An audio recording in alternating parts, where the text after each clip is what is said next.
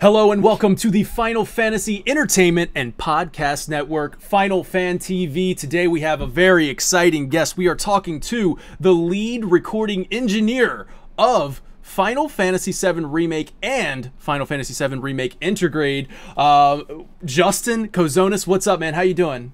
Hey, how's it going? Thanks for having me. Man, thank you for being here. First of all, just thank you. This is awesome for taking your time to be here. And of course, joined with me is the Fire Fighter, which I'm going to send out fire emotes. What's up, Fire Fighter? And I'll match that. All right. We're super professional here, Justin. Yep. Love it. Love it. We just discovered we can do that. Yeah.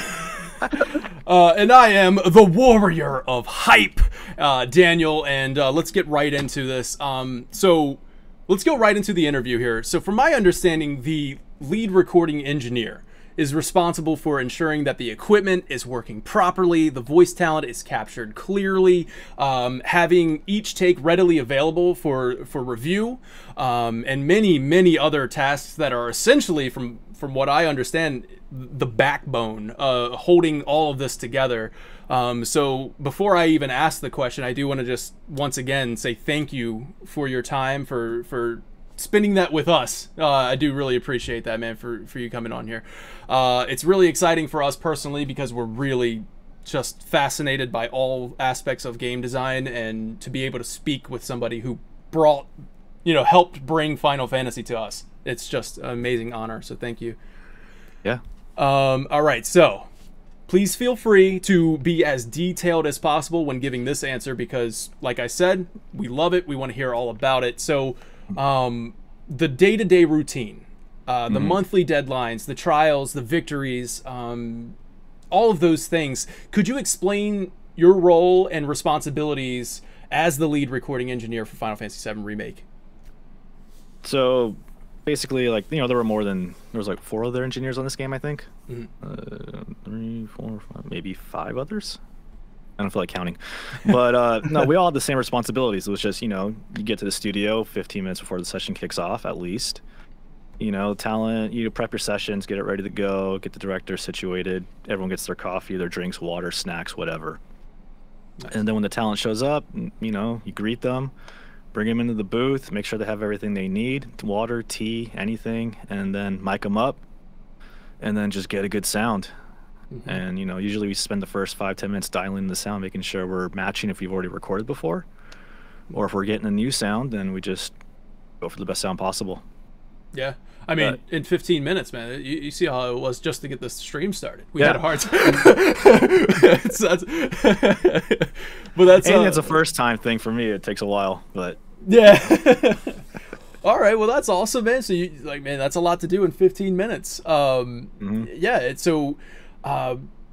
this is actually your first major game in that role, Final Fantasy VII Remake, which is mind-blowing to be in that major role in this major game, one of the most popular games of all time. So I can only just imagine how thrilled that was for you to be like, hey, you're gonna be lead recording engineer on Final Fantasy VII Remake, or maybe it didn't even go down like that. I would just love to hear how that story came to, like, your story on that. So it definitely didn't go down like that. Okay, all right. So originally I think there was a team of 3 of us, and it was supposed to be split. Supposed to take turns recording and editing, recording, editing. And then it just came to the point where I just ended up doing the majority of the sessions. Nice. And so I just became lead by that default, that I took on most of the sessions and I did the majority of them, and that's basically how that happened. That's awesome. So you I mean, basically just initiative landed you your position. That's really cool. And it was cool because I was just excited to be part of the game. Yeah, were you a fan of Final Fantasy beforehand? So, I've never played any Final Fantasy titles before, Nice. but I knew about the game. Funny story, I almost had a PS1, and it came with Final Fantasy VII. And then that got swapped for an N64. And so it was very close. So but close to that change. N64 Yeah. has so many memories that I wouldn't trade for anything. Oh, for sure. Yeah, I But, love the N64, man. That was the party Yeah. machine to have it Well, like. So much Yeah. fun. 7 was supposed to be for the N64, and That's then they true. were like, oh yeah, it's gonna be on like 32 cartridges. Is there any way you can make the N64 on disc? And they were like, no, we're not gonna do that. That was it. So So- they took it over to PS1. That's crazy. You were this close to experiencing it. It could have changed. I would say that it could have changed the course of like your life. But hey, you're working on Final Fantasy VII remake, so I don't know how much better that can get. So, yeah, go ahead, Benny. Did you go back and play the original after working on remake? No, it's because I mean it's RPG and Mhm. it'll take too much of my time. I I'm figured I'm sure just you're gonna play the really busy. remake, and so when the game came out, I totally played the hell out of this game, Yeah, Mhm. and that's it was way awesome. too much fun. Yeah. Man, yeah, it's just so cool. Like you helped piece it together, and then like you get to hear it as the completed package and stuff. That's Oh yeah. that's amazing. Yeah. So would you mind? Oh, Vinny, this was your question. If you want to send that one up. Sure. Would you mind sharing your process on what a typical recording session was like on Final Fantasy VII Remake? And then, in contrast to Final Fantasy VII Remake Integrate, which was during the start of the pandemic, what sort of challenges did you face? So a normal session was, we have Japanese files and we have to match Japanese and we have time constraints. And so the hardest thing about that was trying to get the take with the right emotion to fit in the time that we had. Mhm. And sometimes it was just like, oh, sorry, like, I gotta go a little bit faster. I know it's tougher, but, or sometimes it's like, you gotta stretch that out. That's probably the hardest thing about recording that game was just time constraints. It was more for the actors. For me, it was, I try to make it work whenever I can. Sometimes I'm just like, sorry guys, I can't do anything about it. We gotta shoot this again. Yeah. So like you're listening to the Japanese take on it, and then you're just like, okay, you have like 10 seconds to be sad That's and generous. emotional. That's like generous. Yeah. Yeah, like you have 30 seconds to say this Yeah, and, right. and exhibit this emotion, or else we got to do man. it again. Yeah. Do you have to change? Do you have to like sort of change what they say sometimes to kind of, not like fully change what they're saying, but use different words that mean the same things to kind of crunch it down a little bit? Yeah, and sometimes just, put words in different places and just, make it work. Wow, that's super interesting. I think I heard I believe it was John Bentley that was on the show talking about how he had to line up his performance with the Japanese take of it. So they're listening to it beforehand, and then they kind of have to go in there and convey those similar emotions, but in a English, completely different languages. Yeah. That's crazy. So you're It's on tough. hand to do that too. Like, so you have those files on hand, ready to play it for them if they want to hear it again. I assume, right? And yeah, that's cool. So are you kind of? I know there's the director. So are you hearing? Like, is the director the one that's kind of making sure everything's falling in line, or are you saying like, hey, that wasn't within the time constraint, and then you have to convey that to the director, or how's that working? Are you working directly with the voice actors? Yeah, no, director's here with me all the time. Yeah. They're usually looking at my screen too, so they can tell when it's short or long. Yeah. When it doesn't work. And, usually I just keep an ear out for tech, if there's noises or Foley or random stuff that just pops in. I'm like, oh, that's a digital artifact. Let's, can't keep it. Sorry, Right. do it one more time. So but they, yeah, they do their job take. is just to make sure we're getting, the line across with the right intent. Yeah. And it's my job to make sure it's technically clean. It's Right. usable and we can ship it out. Right. That's cool.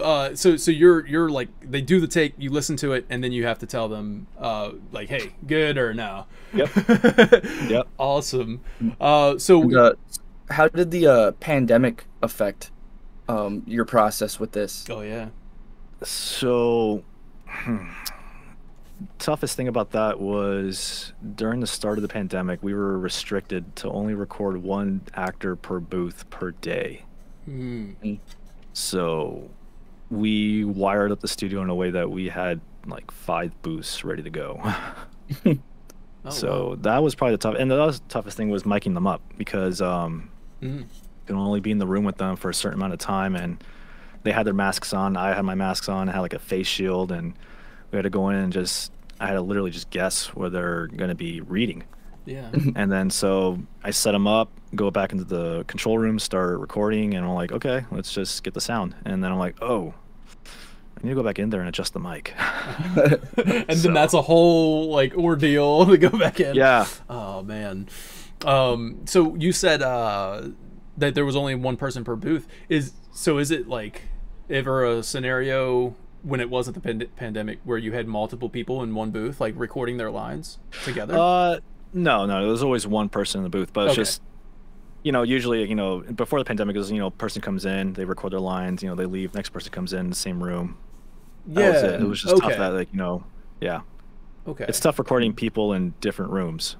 Yeah. And sometimes, it came to the point where I couldn't see them during the pandemic. I had my room in front of me, and that was only for one session. Then the next session was a different room where I couldn't see them. Where you're sitting in the spot where you're sitting right now.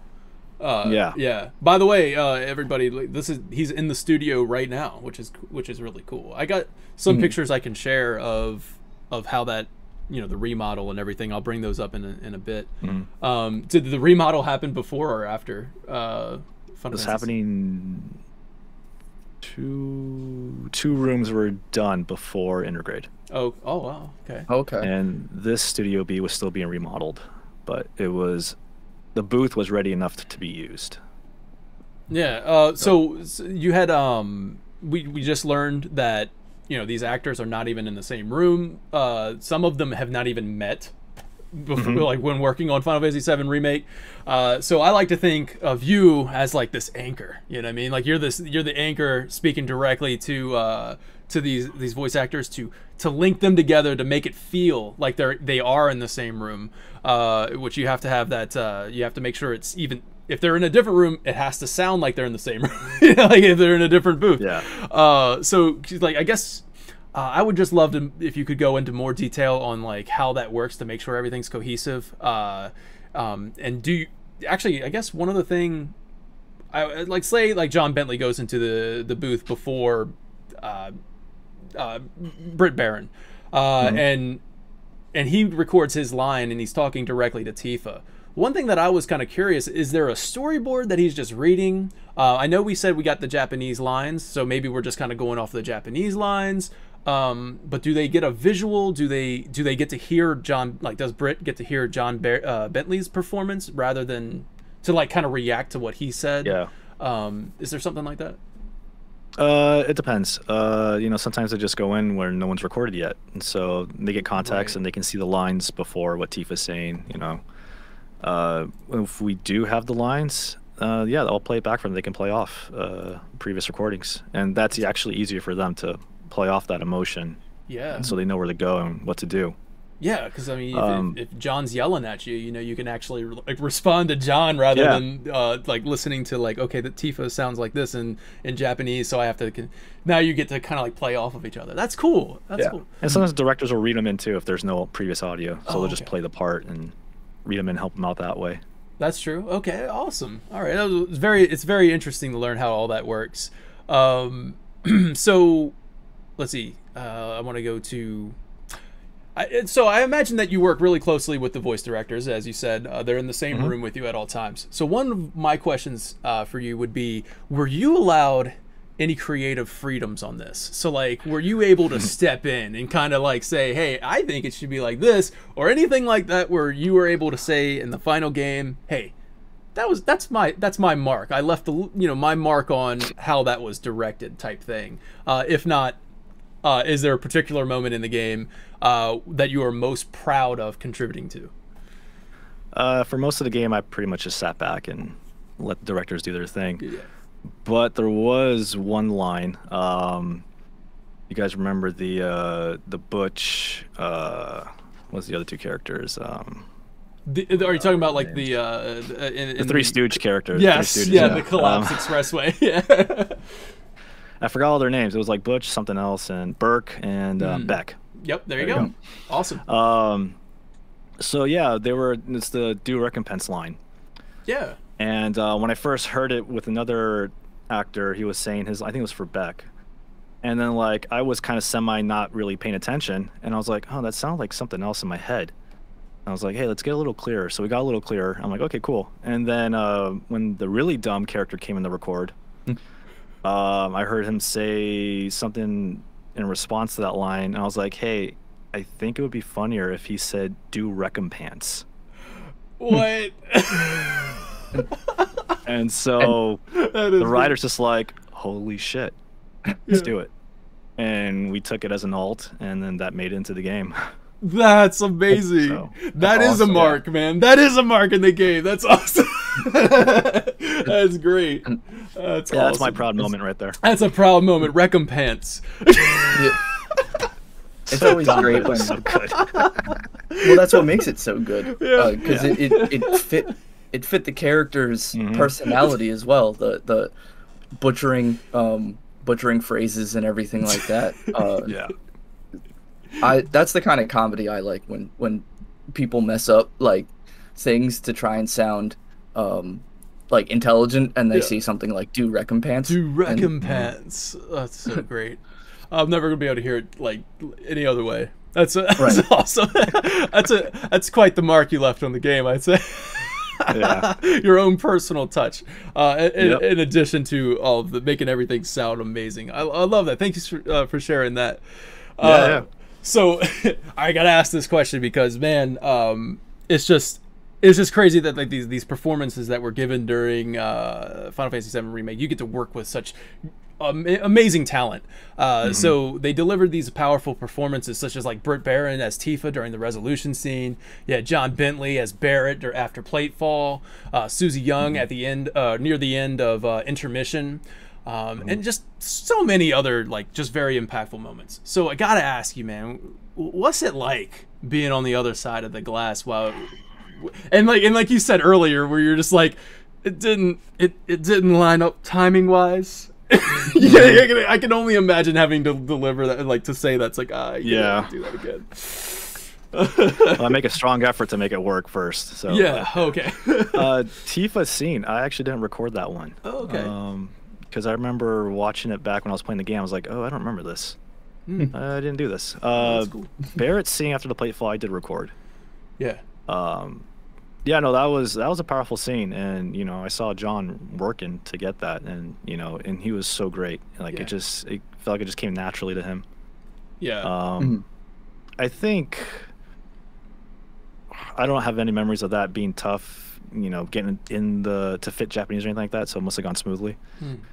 But I mean, yeah, no, you're just watching them work like that, and you're like, oh, wow, where does this come from? They just pull it out and just lay it down so well. Susie's line, I had so many sessions with her. That's awesome.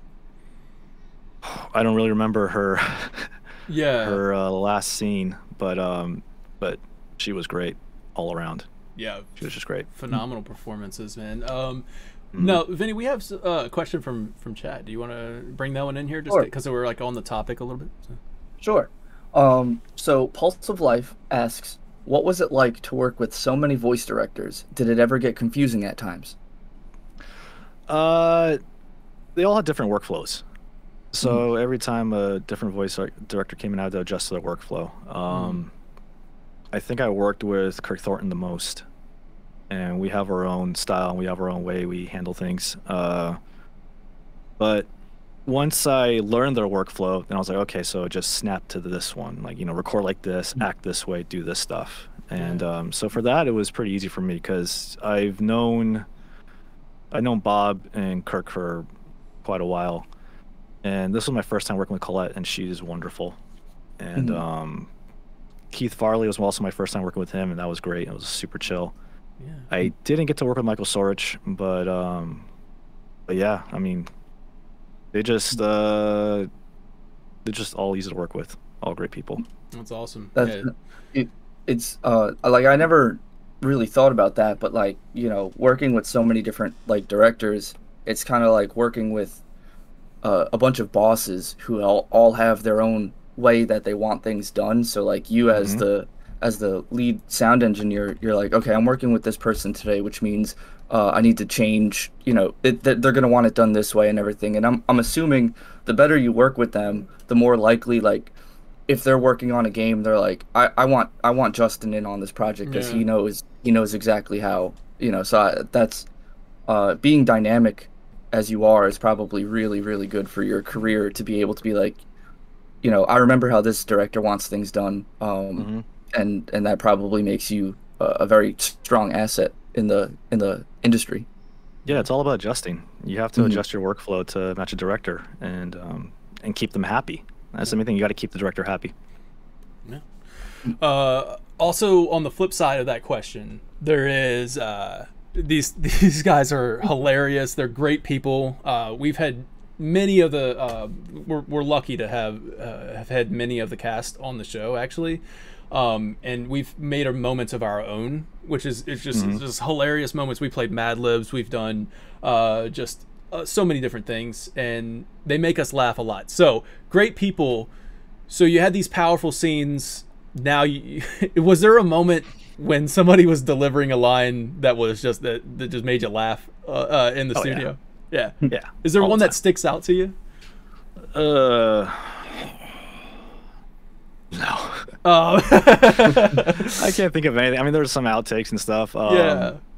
You know, there was one time Cody was doing a sword slash and he accidentally hit the monitor. I have reactions like that. The dance scene, I was showing him the dance scene as a preview, and he just starts, you know, dancing, doing his own little, you know, jingle with it, and Oh, that's great. that stuff I remember. Yeah. I have a quick question. Did you and this is a spoiler for anyone who hasn't played through Remake, so I guess mute now for the next like 3 minutes. So were you doing the recording when right before they fight Genova in the Shinra building and Barrett gets stabbed by Sephiroth? Oh yeah. Yes. Yeah, that's right. Yeah, so John told us a story how he didn't know that was coming, and so his reaction when that happened was like super authentic, and he said he needed like a moment to really, you know, decompress and so he said like he was like walking around the studio and eating almonds and everything.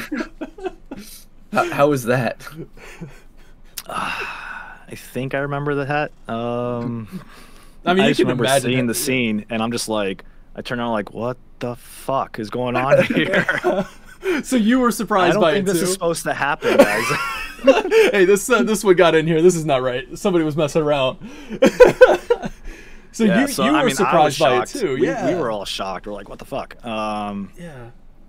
But no, like once we, you know, kept going, like, oh, okay, he's fine. He's fine. Yeah. I see him does that. Like, okay, cool. We're good. Everything's fine, guys. We're fine. Let's just keep going. How long after that was it before you find out that he's okay? Like it's just like you're just sitting there scrambling. I gotta look at the storyboard. I gotta go ahead, you guys. Pause real quick. Yeah, whatever. I mean, it was pretty quick. Whatever the next line was, Yeah. we're like, okay, we're good. So Oh, we that's just awesome. jumped through it. Yeah. No, it'd be funny. Like, all right, and that's the end of the session. Yeah, hold on a second. John, we'll let you know when we're bringing you back, if we're bringing you back. Yeah, keep it going for as long, but make them really feel it. Yeah. Nah, it was pretty quick. We're like, what the hell? Like, okay, we're fine. Yeah. Wow. That's crazy that even you were surprised by it. Yeah, cool. because I don't know anything ahead of time. I just go as they go. Yeah. Mhm. Wow. Like That's- even the Sephiroth scene when he stabs President Shinra, I'm like, oh, spoiler! I don't want to see that, but I had to. Yeah, I was gonna say you get the whole game spoiled for you. Yeah, most of it. So we have another question from Pulse of Life. They ask, how long does it usually take to add the voice recordings into the project? Is it the longest part of the engineering process? What do you mean, like recording or implementation? I'm going to assume it's implementation. They ask, Okay. add the voice recordings into the project, so I'm guessing like the implementation of the voice recordings You have all into these like takes, I imagine, where you have to choose which one, right? Is that how it goes down? Right. Yeah. So like, you know, the actors give, you know, a few takes and we select the one that fits. And then we have to go back and we take those takes and we edit them down. just clean them up. That process does take longer than actually recording. But actually, like implementation, putting them into the game, we don't do any of that. We just record, we edit, and then we ship them to the client. Yeah. And then they do what they do with it. Is it? Editing does take a while. Yeah, I was gonna say like you're that's very tedious stuff. Like to edit all down, choose the right take, or is the take chosen? And Take's already chosen. Okay. Yeah. Wow, man. Yeah, that's a lot of work for sure.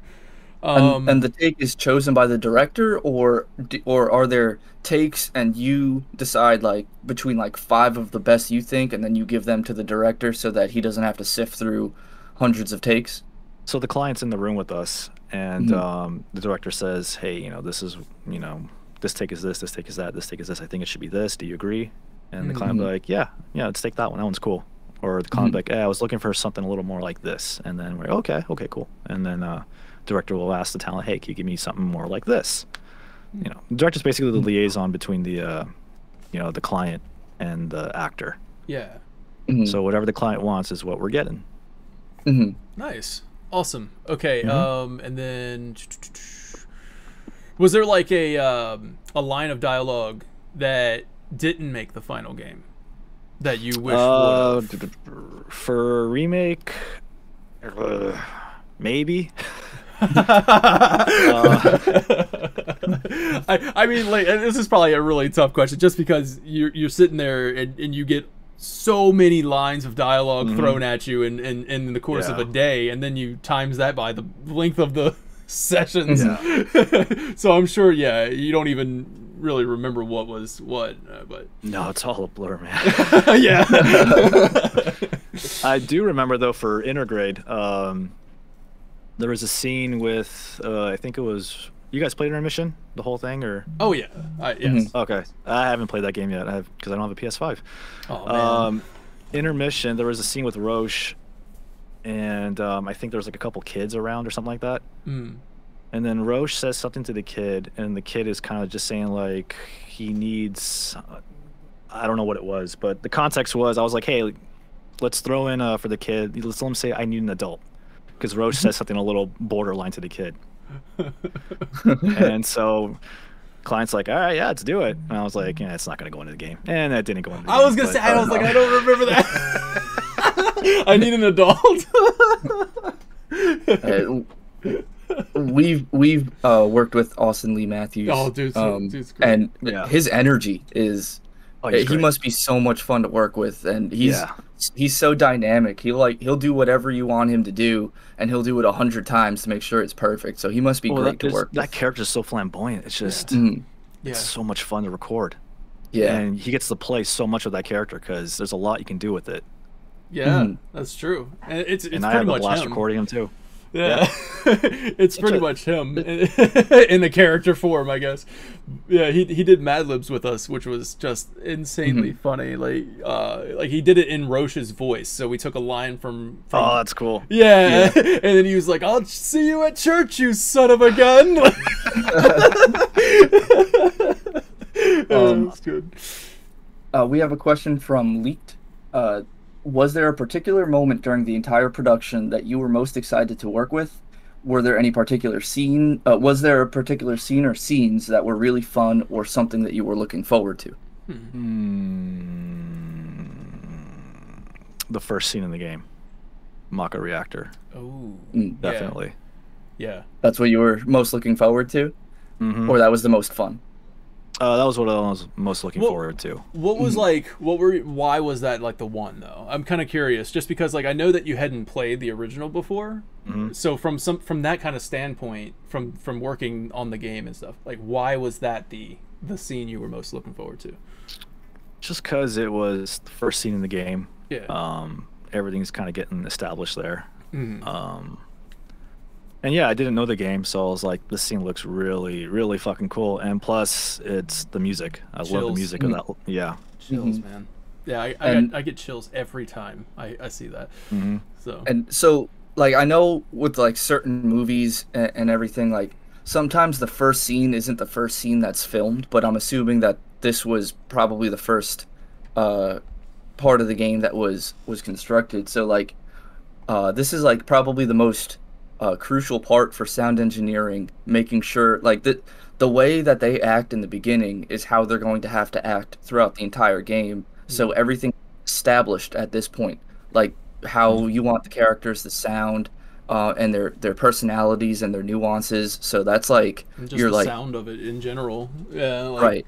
Oh yeah. You have to make sure. So like, is that like the most integral part of like the sound engineering is basically crafting the characters and their personalities through their voice?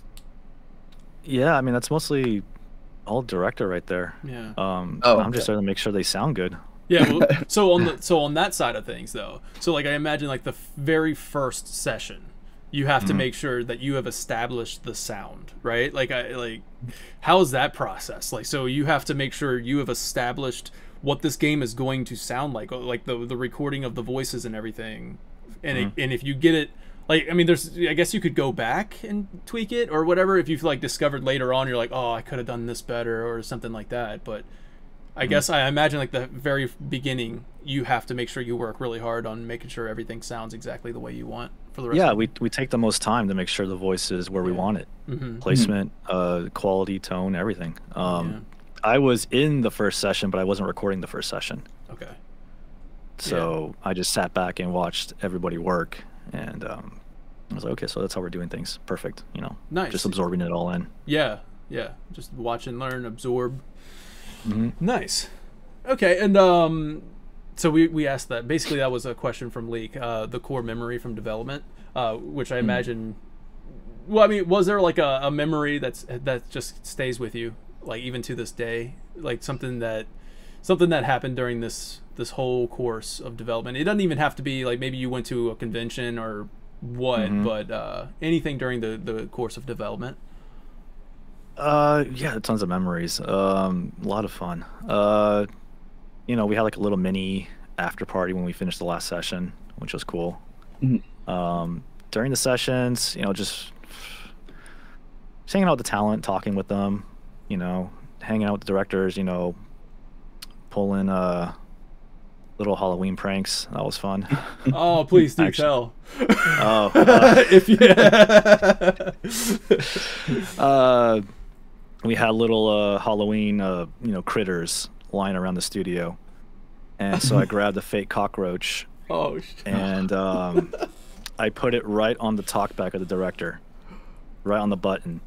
So we came back from a break, and he came to use the talkback, and he just freaked out for like a split second.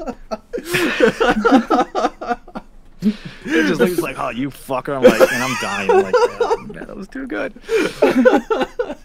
Yeah, that's great. That's stuff great. like that. Just little things here and there. Yeah. So we have another question from Leaked. So they just found out that you didn't play the original. So with that in mind, was this an intimidating project for you to get involved in, given its fan base, its legacy, and overall the weight of this project had for the future of Final Fantasy VII? No, I wasn't intimidated. I was hyped. I was so hyped to be part of this. Yeah, I imagine. You guys don't know this, but I actually recorded the announcement trailer back in 2015. No way. Oh. That's awesome. That's awesome. Yes, that's so cool. So I knew about the game way back then. Yeah. And I was just like, when's it coming out? When are we going to do this? When are we doing this? When are we doing this? When are we doing this? Yeah. But no, like that trailer was I didn't even know what it was when I was recording it. Wow. Wow. So you were bringing these people in, the talent in to record. No, it was just one. It was not the gameplay trailer. It was the very first E3 announcement trailer. Right. It was just voiceover. It was just Yeah. one guy, and we came in and recorded it, and you know, I think we had picture, and I'm just like, That's right. It's just that one person. this looks cool. I don't know what this is. The promise has really been cool. made, or something like that. Yeah. And you're like, what are you talking about, man? You sound good. Yeah. And so I had no idea what the context of all these lines were. I'm What like, are you promising me? this kinda works. Yeah, okay, that one might be cool. Whatever. It's Sounds gonna be good. scary. Okay.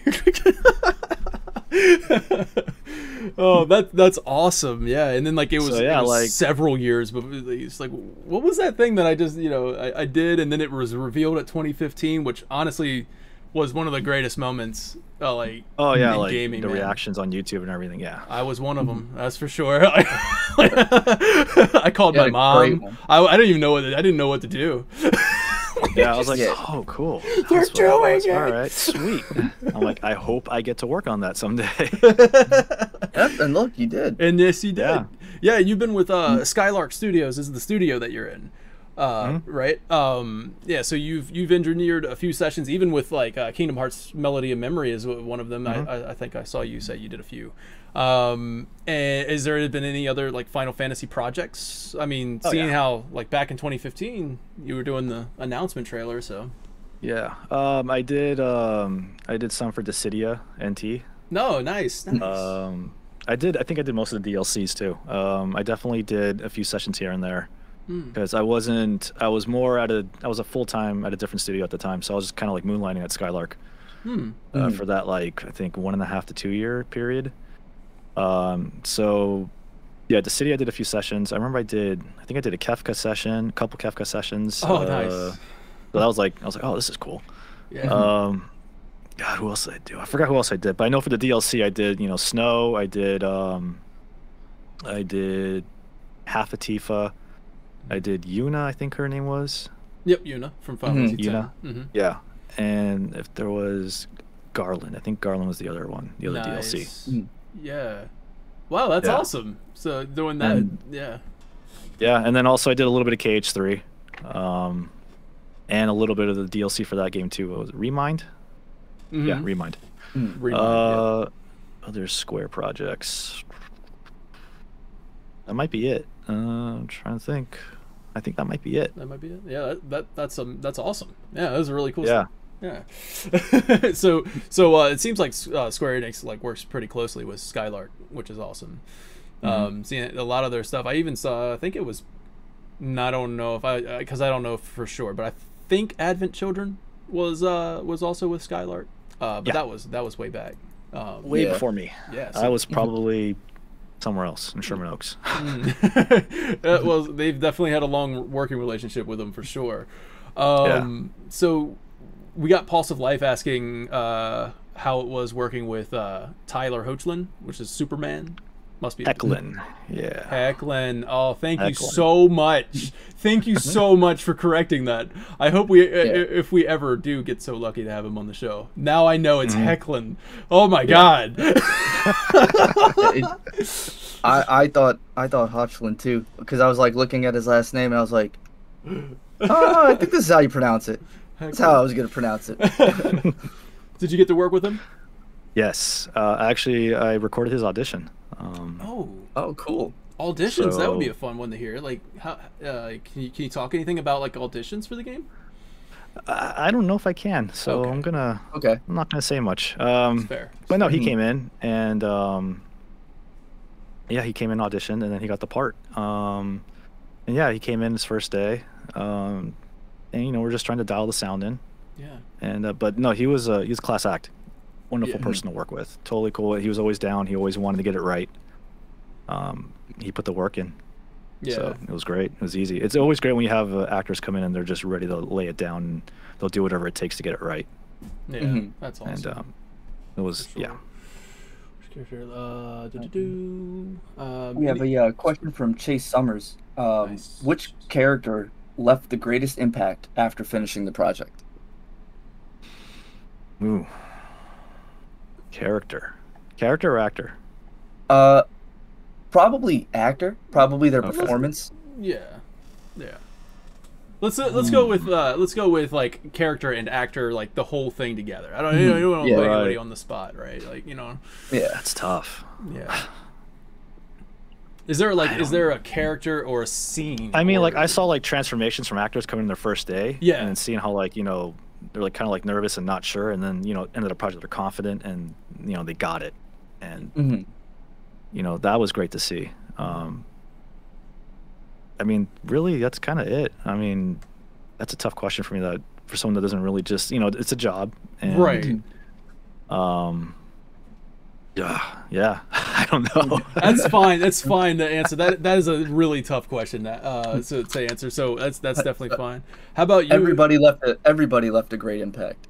Yeah, there you go. Hey, let's go with the generic one. That's the answer. Yeah, do the generic. Everybody left a great impact. Everyone was so much fun. Everyone made the project really enjoyable to work on.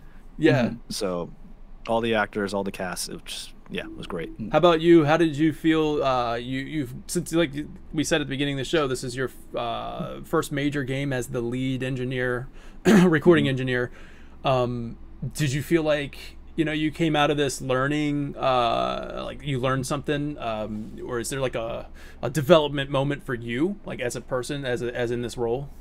Yeah, it made me a better engineer. Yeah, like I can imagine, right? Yeah, I mean, being put in this role for this major game, working with such great talent and directors and stuff. So, yeah. So I mean, I guess I'm trying to ask if there was like a moment for you in particular where you're just like, I don't know, you know what I mean? Like you felt you grown as a lead recording engineer.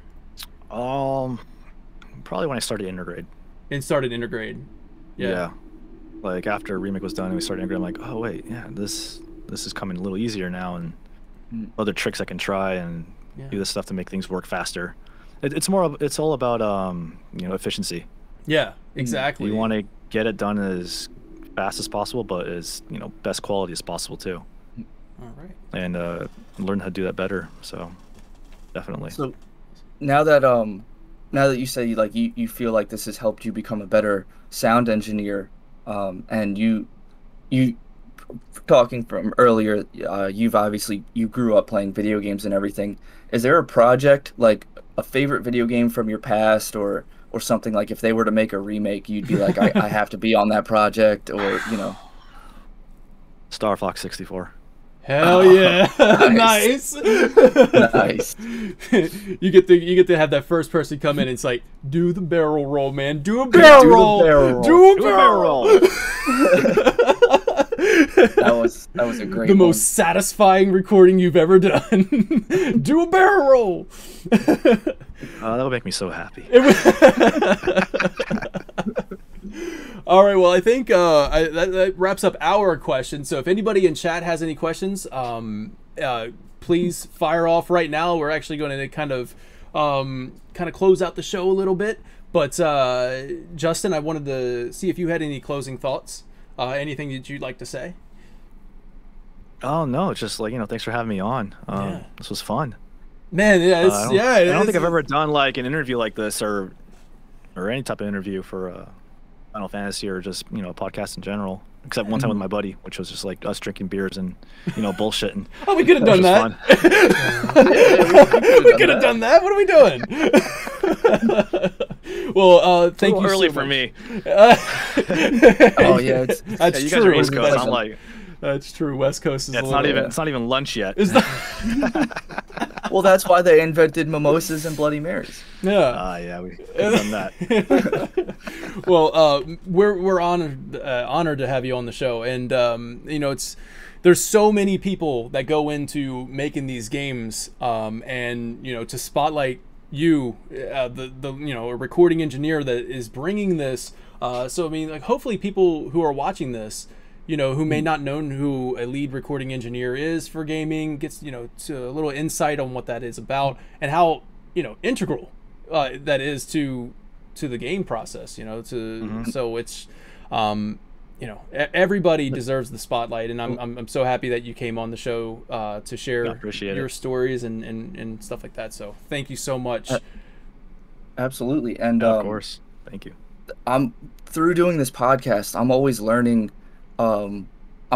about positions in the industry that I didn't even know existed. I knew sound engineering existed, but there's when you see the credits roll, you just see all these names and then what they do and everything, and it's I don't know what that is. I don't know what that is. I don't know what that is. So much goes into it. Yeah. So much goes into it. And do you have any advice for anybody who's aspiring to be where you are today?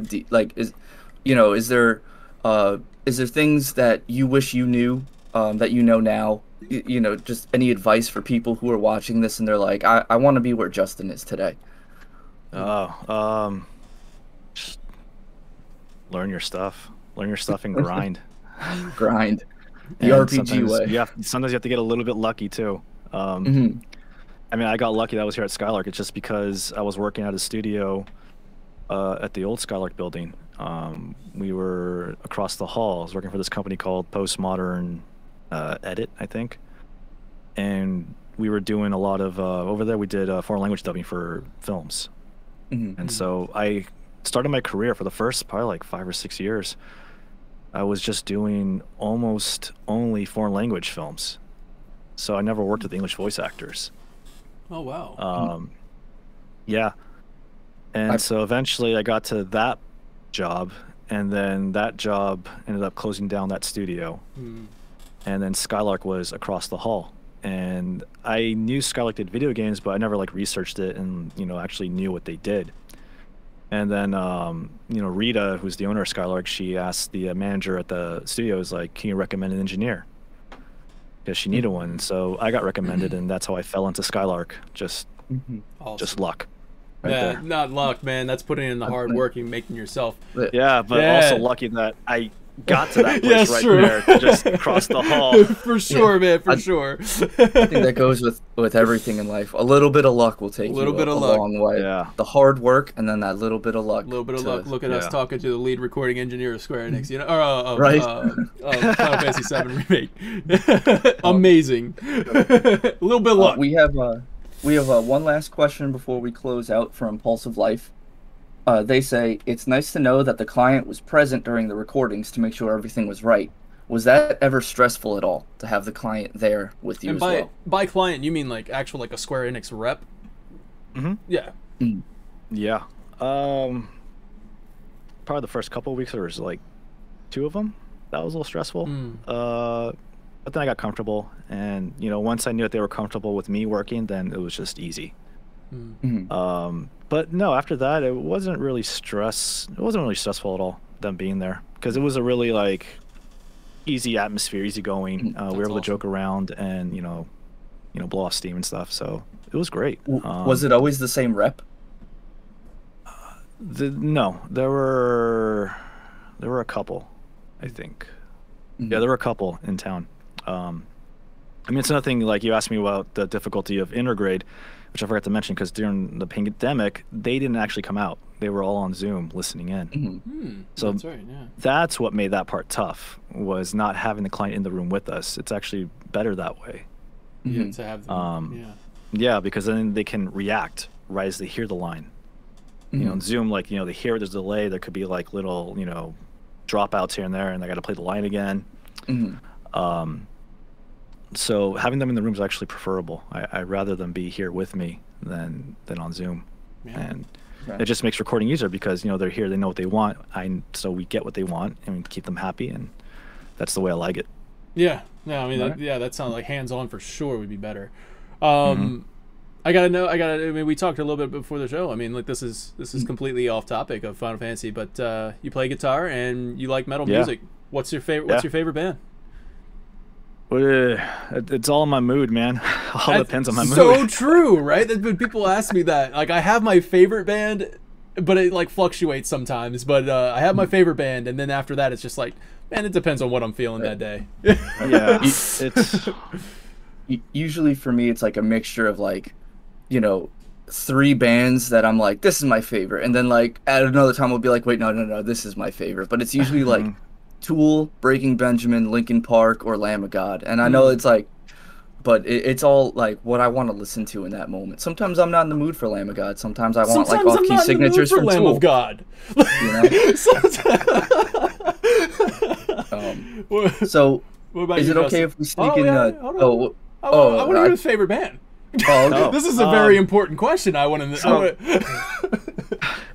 So when I started learning guitar, I started learning, you know, System of a Down songs, because they were they're not very difficult on guitar. And then I started graduating to Metallica. And so like I love Metallica because that's where I really like got good at guitar, learning their stuff and playing their stuff.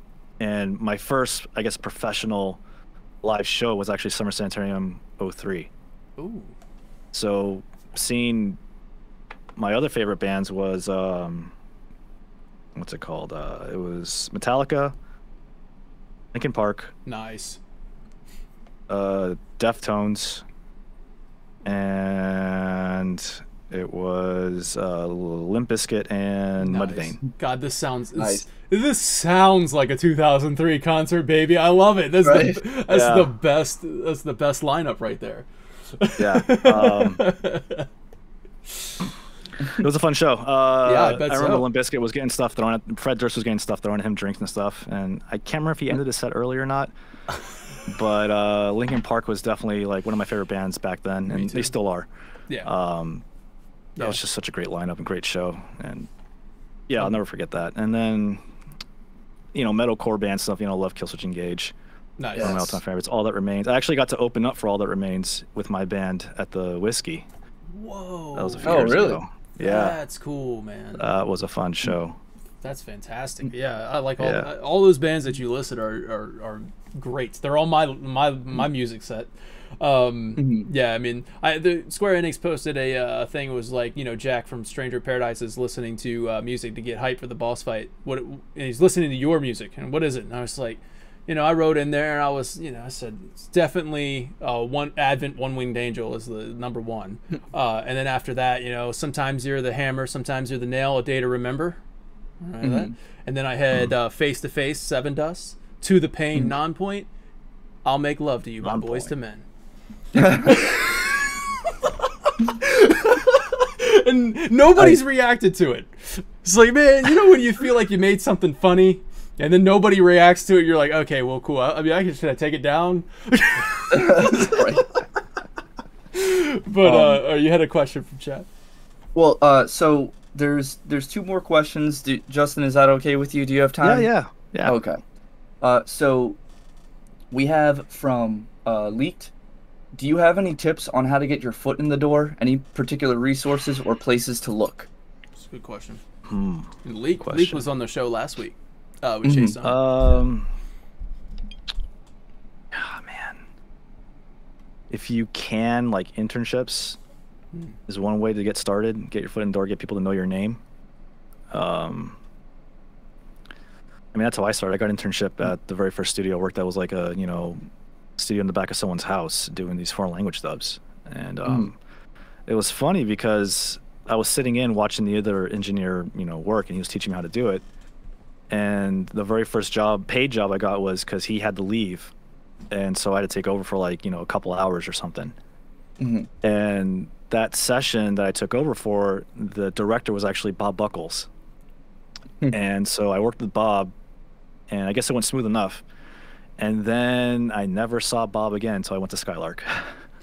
Oh, wow. Yeah. Oh, so you get it all comes back around. And Bob Buckles was involved with Remake, is that right? Yeah. That's so cool. I mean, Bob was probably the most involved director when it comes to Final Fantasy VII because he was, Advent Children. Oh, wow. Probably, yeah. Wow, amazing. That's so cool that you like it just came back full circle with. Yeah. Wow. So But basically, internships and just, network, know people, and, hopefully someone throws you a bone that you, connect with.